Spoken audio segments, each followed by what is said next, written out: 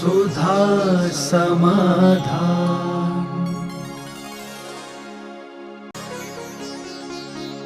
नमोस्तु गुरुदेव। नकारात्मक शक्तियाँ क्या होती हैं? नकारात्मक शक्तियों का अर्थ होता है वो जो भी अपने मन में आता है हम उसका नकारात्मक सोचते हैं। हम उसके संबंध में निषेधात्मक, एक मेरे संबंध में बुरा सोच रहा है, ये मेरा बुरा कर रहा है, मेरा बुरा हो रहा है। हम ये क्यों ना सोचें कि हमारे पूर्व में किए हुए कि अपराध की जो सजा है वह कम हो रही। तो नकारात्मक जो सोच होता है वो व्यक्ति के मन में एक बार भर जाए तो वो अपने पिता के प्रति भी बुरा सोचता है, यहाँ तक कि वो अपने खुद के संबंध में भी नकारात्मक सोचने लग जाता है। वह जिंदगी से बहुत जल्दी उदासीन हो जाता है, वो विपरीतताओं से घबरा जाएगा, उपसर परिसर आएंगे डर जाएगा, बहुत बड़े उपसर परिसर आएंगे डरेगा, क्योंकि उसके मन में नकारात्मक सोच है।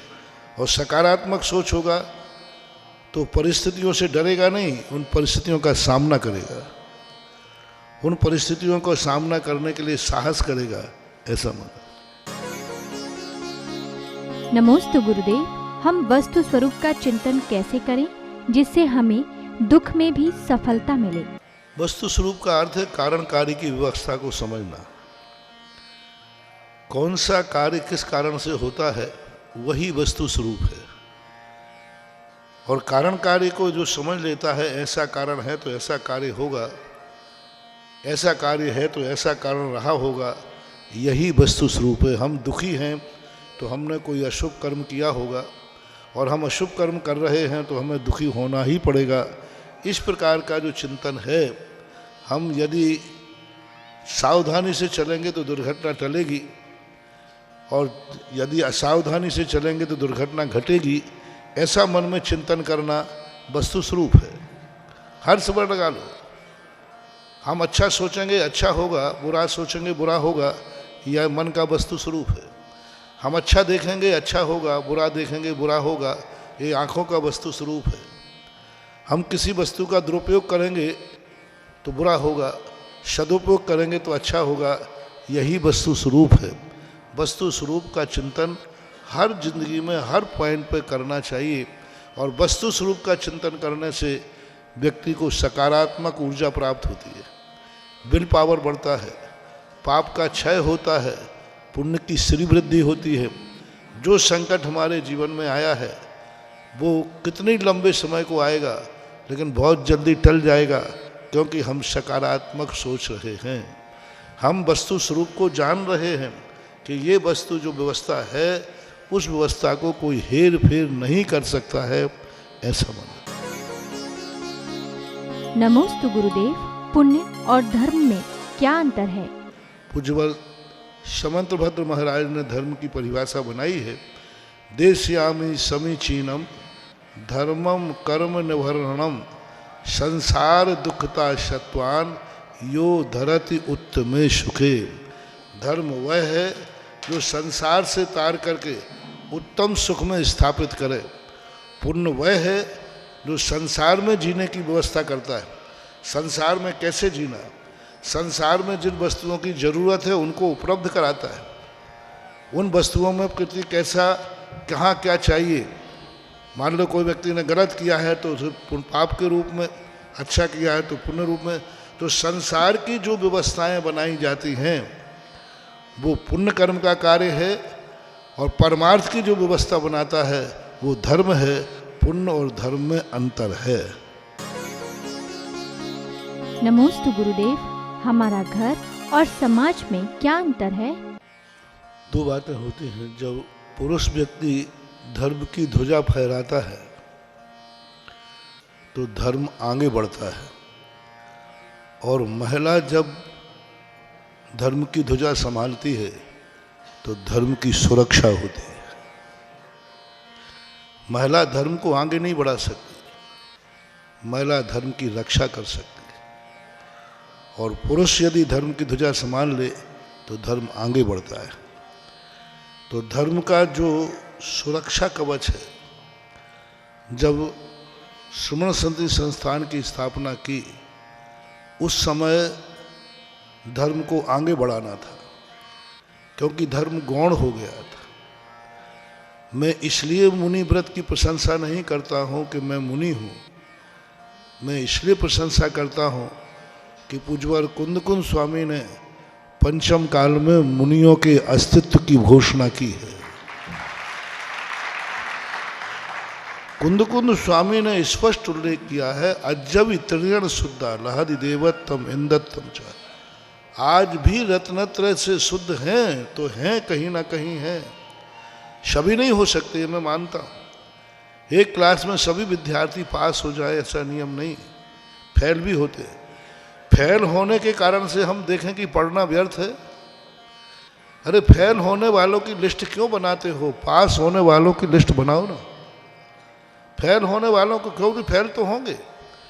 यदि फेल होने वाले को देखोगे तो आपके पढ़ने का भाव नहीं होगा, और पास होने वाले को देखोगे तो जब कुंद भगवान कह रहे हैं तो नियम से पंचम काल में मुनि व्रत है। और जब मुनि व्रत को नकारा जाने लगा, उस समय हमारे मन में भाव आया कि नहीं, ये कुंद की आवाज़ को आगे बढ़ाना है, कुंद भगवान की आवाज़ को आगे उठाना है। 2000 वर्ष पहले दी हुई आवाज़ कहीं मंद ना पड़ जाए, कहीं विलय को प्राप्त ना हो जाए। तो मैंने कुछ भी नहीं किया, कुंद की आवाज़ को ही, जैसे अब आप लोग क्या करते हैं कि हम बोलते हैं तो तुम्हारा मन होता है कि बाहर के लोग भी सुने तो माइक लगा दिए, विदेश में भी सुने तो तुमने टीवी लगा दी। ये तुम लोगों का भाव है कि महाराज की वाणी इतनी अच्छी है कि यहीं का मंदिर तक न रह जाए, हमारे कानों तक ही नहीं रह जाए, सारे जगत में पहुंचना चाहिए। इसलिए आप लाइव टेलीकास्ट करते हैं, वीडियो लगा दिया। यही भाव मेरे पास आया कि कुंद स्वामी की जो आवाज़ है वो 2000 साल में कम नहीं पड़ जाए, इसलिए उस आवाज़ को मैंने सारे विश्व में पहुंचाने के लिए श्रमण संति संस्थान की स्थापना की कि जाओ जगाओ कुंद की वाणी को, कुंद की वाणी का आगाज कि कुंद की आवाज़ क्या थी, किस प्रकार की श्रमण संस्कृति पंचम काल में जीवित है। मोक्ष मार्ग में चलने वाले के लिए ये 12 भावनाएं माता का काम करती हैं, ऐसा पूज्यवर ने कहा। नमोस्तु गुरुदेव। आजकल सुख सुविधाएं भी हैं, लोग धर्म में भी बढ़ चढ़ कर हिस्सा ले रहे हैं, मगर फिर भी ईर्ष्या, द्वेष और टेंशन बढ़ रहा है। ये किस कारण है? ऐसो आराम के साधन नहीं बढ़ रहे हैं, बीमारी के साधन बढ़ रहे हैं। ऐसो आराम के साधन कहाँ बढ़ रहे हैं? आज जितना ऐसो आराम हो रहा है व्यक्ति की, मैंने लोगों ने कहा कि विज्ञान ने बहुत विकास कर लिया। मैंने कि हाँ, विज्ञान ने इतना विकास कर लिया कि पहले 10 गांवों में एक वैद्य होता था, वो 10 गांव को स्वस्थ कर लेता था, और आज एक गांव में 10 डॉक्टर हैं तो भी बीमारी कम नहीं हो रही है। विज्ञान ने बीमारियां बढ़ाई हैं। बालक मिट्टी खा रहा है तो क्या उसे ऐसो आराम कहेंगे? बालक अपने मन के माध्यम से कार्य कर रहा है तो स्वघाती जो कार्य होता है वह ऐसो आराम में नहीं आता। स्वघाती ऐसो आराम का अर्थ होता है आनंद, प्रफुल्लित होना, आनंदित होना, उसका नाम ऐसो आराम है। तो आज जो बच्चों के अंदर टेंशन आ रहा है, उस टेंशन का मूल कारण है कि ये ऐसो आराम नहीं है, ये विनाश के साधन है। विज्ञान ने जो कंपटीशन रख दिया है, विज्ञान ने जो एक आकर्षण कर दिया है, इतना आकर्षण कर दिया कि वह व्यक्ति पागल हो जाता है। टीवी पर किसी भी चीज़ का विज्ञापन इतने अच्छे ढंग से प्रस्तुत किया जाएगा कि एक बार तो मन हो जाता है कि ये वस्तु एक बार तो खरीदना है ही। वैसे भाव नहीं था, जरूरत नहीं थी, लेकिन विज्ञापन देखते। आजकल इन विषयों के, इंद्रियों के विषयों को इस ढंग से प्रस्तुत कर रहे हैं, हम नैतिकता पूरी खत्म कर रहे हैं, सभ्यता पूरी खत्म कर रहे हैं और उसको आकर्षण कर रहे हैं। और आकर्षण वाले व्यक्ति की दशा वही होती है जैसे कि एक लाइट से आकर्षित होता है पतंगा। पतंगा लाइट से आकर्षित होता है, अंत में जाकर के उसी में तो आज जो आकर्षण का युग है, उस आकर्षण में बच्चे बह जाते हैं और वो अंत में इतने टेंशन में चले जाते हैं बहुत ज़्यादा। और आकर्षण कई प्रकार का, धन का आकर्षण है, पढ़ाई का आकर्षण है, पढ़ाई में भी लोभ का आकर्षण है बड़े, तो ये सब चीज़ें आकर्षण हैं। और आप लोग भी चाहते हैं, बच्चे ही नहीं चाहते, आप लोग बच्चों को टेंशन देते हैं। आप लोग बच्चों को इतना टेंशन देते हैं क्योंकि ज़्यादा बच्चे तो हैं नहीं, एक ही बच्चा है, तू ही मेरा प्राण है, तू ही मेरी जिंदगी है, तू ही मेरी ख्वाहिश है, तू ही मेरी जन्नत है। लड़का कहता है जब मैं ही सब कुछ हूँ तो अब बताता हूँ तुम्हें कैसी जन्नत हूँ मैं। तो ये बहुत सारी चीज़ें विज्ञान के द्वारा जो दी जा रही हैं और आप लोग, बड़े लोग उनको एक्सेप्ट कर रहे हैं। आपको बच्चों को इतना समझाना चाहिए, टेंशन किस बात का है बोलो।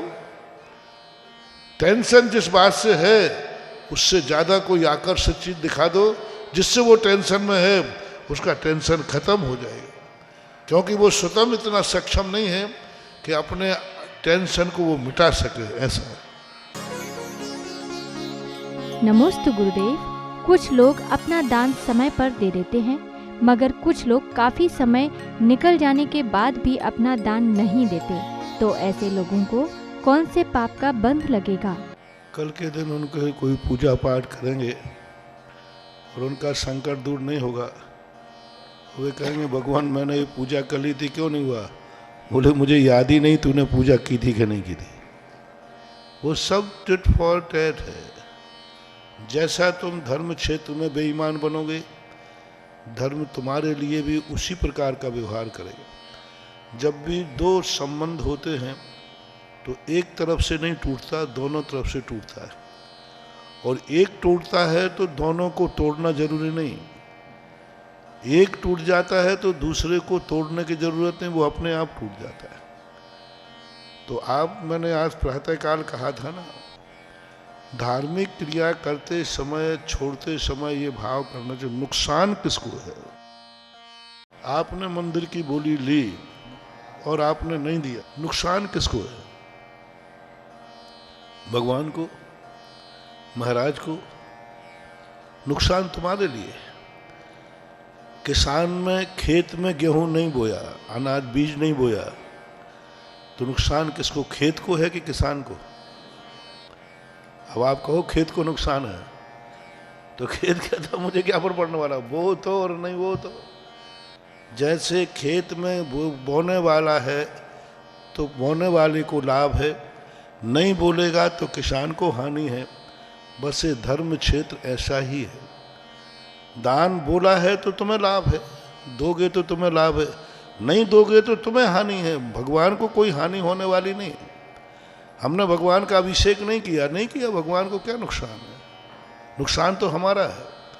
और वो व्यक्ति मूर्ख कहलाता है जो अपना स्वयं का नुकसान स्वयं के हाथों से करता है। जिसके पास खेत हो और वो किसान बीज न बोवे, उससे बड़ा मूर्ख कौन होगा? कौन होगा मूर्ख? जिसके सामने दान देने के लिए देव शायद गुरु हो, तीर्थ क्षेत्र हो, यशोदय जैसा तीर्थ क्षेत्र बन रहा हो और वो महरौनी में रह रहा हो, उसके बावजूद भी दान रूपी बीज न बोवे, तो उससे बड़ा और मूर्ख और कौन होगा? नुकसान किसका है? तीर्थ तो बनता है, बनेगा, और भगवान को इससे कोई फर्क पड़े। मैंने पहले कहा ना, ये तीर्थ क्षेत्र मंदिर भगवान के लिए नहीं बनते हैं, भगवान के लिए बनाए भी नहीं जाते हैं। ये तो आप लोगों के पापों के क्षय करने के लिए बनाए जाते हैं। दान जो दिया जाता है मंदिर को नहीं दिया जाता, अपने स्वयं की श्री वृद्धि के लिए दिया जाता है। किसान गेहूं खेत के लिए कभी नहीं बोता है, अपने भंडार भरने के लिए बोता है। तो ये सोचना चाहिए नुकसान किसका। कल के दिन फिर धर्म तुम्हें ऐसे ही बहाना बना दे, जैसे तुम दान में जी चुरा रहे हो ना, ऐसे ही कल के दिन तुम्हें मुसीबत आएगी तो भगवान भी जी चुरा लेगा। भगवान है ना, धर्म तुम्हारा कर्म भी जी छुड़ाएगा। तुम कहोगे भगवान यहाँ तो देख लो, भगवान क्या देखेगा ही नहीं, सुनेंगे ही नहीं। भगवान का अर्थ कर्म। तो हमेशा कोई भी कार्य करते समय देखना चाहिए कि यदि यही कार्य लौट करके हमारे ऊपर आएगा तो क्या उस समय तुम सहन कर पाओगे? आज हमने भगवान के लिए दान नहीं दिया, कल तुम्हारे ऊपर मुसीबत आ गई, तुम्हारे पास 1 रुपया भी नहीं है, कौन सहायता करेगा? कौन देगा? भीख मांगोगे तो भीख भी नहीं मिलेगी। इसलिए हमेशा जैन दर्शन में कोई भी क्रिया है, पर क्रिया है ही नहीं, सब स्वयं क्रिया है। कोई क्रिया पर की क्रिया नहीं। मंदिर जा रहे हो तो कहने में आता है कि मैं पूजा करने जा रहा हूं, वो तो कहने में आ रहा है। सत्य यह है मैं पूज्य बनने जा रहा हूं। हम कहने में आ रहा है कि हम भगवान का अभिषेक कर रहे हैं, नहीं। सत्य यह है कि अपने पाप रूपी कर्मों को धो रहे हैं। क्या कह रहे हैं हम? कि हम भगवान का अभिषेक करें। और सत्य क्या है? हम अपने पापों को, कहाँ पर की क्रिया है? लोग कहते हैं अभिषेक करना, पूजन करना, आहार दान देना, ये सब प्रक्रियाएं हैं। मुझे तो कहीं नजर नहीं आती प्रक्रिया। मैंने पूरे शास्त्र ध्यान लिए, कोई भी क्रिया जैन दर्शन में पर की क्रिया है ही नहीं। हम जगत के कल्याण की भावना करें, महाराज ये तो पर की क्रिया है, नहीं, कोई पर की क्रिया नहीं है। जब जगत के कल्याण की भावना कर रहे हो तो तीर्थंकर का बंध तो तुम्हें हो रहा है, भगवान को थोड़ी हो रहा है, जगत को। हम भैयावृत्ति कर रहे हैं तो महाराज दूसरा व्यक्ति निरोगी हो रहा है, नहीं हो रहा है। बज्जुब सब नाराज संगन का बंध तुम्हें खुद हो रहा है। तीर्थंकर आदि प्रकृति का बंध तुम्हें हो रहा है। तो ऐसी कोई भी क्रिया नहीं है जो पर में होती हो, उसका नियम से फल स्वयं को होता है, ऐसा मानना चाहिए। और ऐसा मन को समझाना चाहिए कि दान नहीं दिया बोला हुआ या नहीं बोला, नुकसान किसको हुआ। बहुत अच्छा उदाहरण ध्यान आया तुम्हारे लिए। खेत में किसान ने बीज नहीं बोया, नुकसान खेत का है कि किसान का? बस समझदार को इशारा काफी है। दान का निमित्त में नहीं मिला, दान है और नहीं दिया तो नुकसान किसका? स्वयं का। बस से माना। सुधा समाधान।